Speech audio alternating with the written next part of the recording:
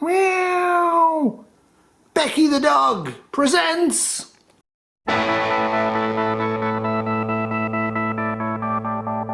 Yeah, so don't worry, this won't offend anybody, this video, but there's an awful lot of crap said online about pooping in SHTF. A lot. Just a casual glance around YouTube shows that most preppers have not a clue, no imagination, have no idea at all how they're going to cope with single point of failure, various things in SHTF. Toilet roll. This is a single point of failure. I store this. I have probably a couple hundred rolls. I have 2 cupboards just jammed with it. Rotate it regularly, keep the stocks fully maximised. Why? Why?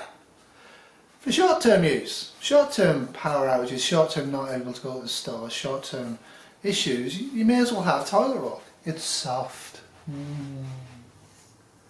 But in long-term SHTF, this stuff is not toilet roll. This is reserved for certain criteria.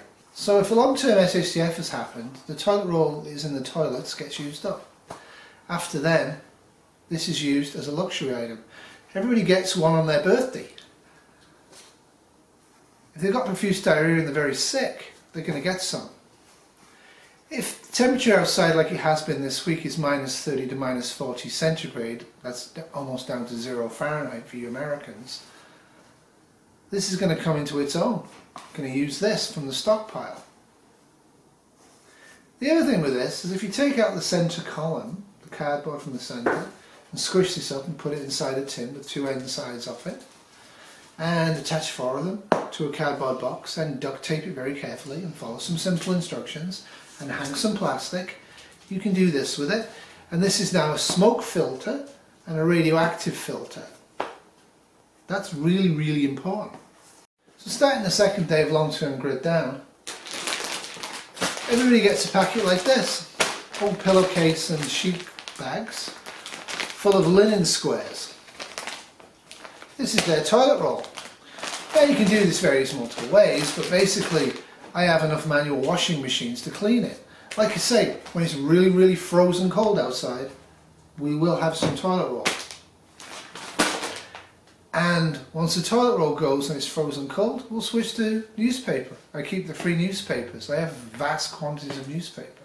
The other ideas people have, like using little pellets and using the shamog, using water, all of those things have major problems with them. Why are they even coming up as a long-term prep? Have people got no imagination whatsoever? Of course, the rags can also be used as sanitary towels. Basically what I do is when jeans and cotton shirts and cotton sheets are done in, I cut them up, make squares out of them. Put them in one of these bags, store it away for a rainy day. That's my toilet roll and grid down. As this adapted Maslow's hierarchy of needs clearly shows, excretion is a basic need that we need to take care of. Sure, water, food, fire, security, shelter, all of those things are also basic needs. But so is excretion. Take care of it. You can of course use the bag and fly method. I wouldn't recommend this. This is where you use the poop into a plastic bag, use the inside of the plastic bag to clean the bum, tie it up and throw it away. Pretty wasteful, but I guess some people are going to be doing that, especially in the cities, in a long-term SHTF, and that's going to be one heck of a hygiene problem, an infection problem. So one of the things I do is I actually save the buttons.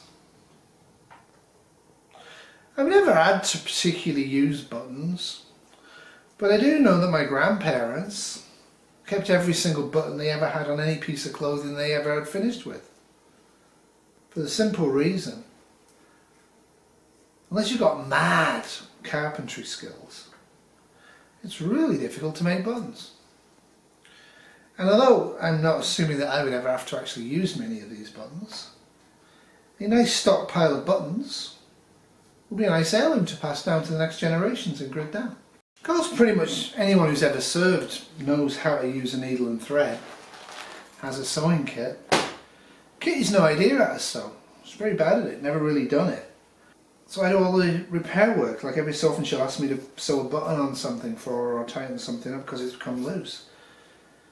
But an increasingly number of people in today's world have absolutely no idea how to sew. It kind of worries me. Use the seams where you've gone. This is not making a quilt, right? So you really don't need much finesse with this. What you're looking for is a square that will easily accomplish a double wipe of your bottom. And of course, if you like charcloth, you can easily keep the extra bits you're not going to use for either clothing repair or for charcloth. But you really don't need to use charcloth. That's an old-fashioned idea. Well, that's it for me. Busily chopping up toilet roll for the apocalypse. Remember, in SHTF, tomorrow will always be worse than today, unless you prep. And if tomorrow you don't have any toilet roll, it will be an apocalypse. Toodles.